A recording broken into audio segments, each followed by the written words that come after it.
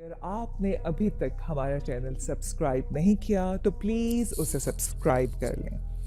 हमारी वीडियोस को लाइक और शेयर करना ना भूलें।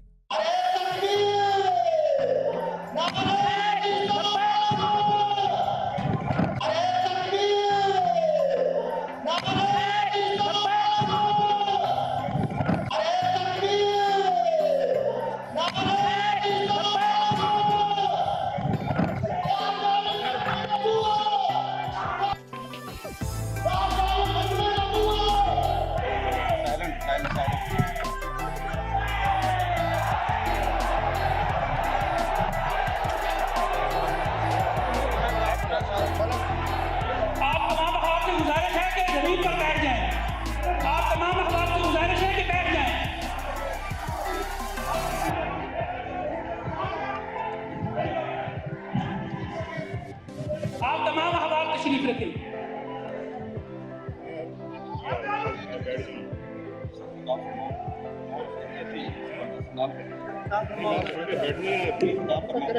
आप